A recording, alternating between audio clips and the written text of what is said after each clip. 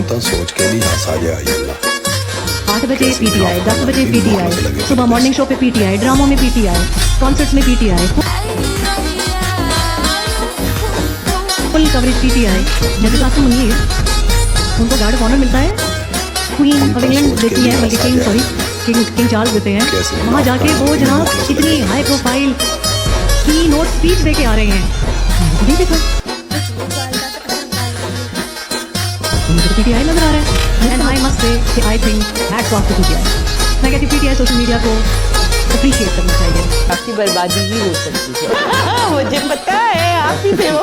उनकी बात मुझे समझ आती है। आप कह रही हैं कि 14 साल पे बड़ा लिखा गया, वायरल नहीं हुआ ना।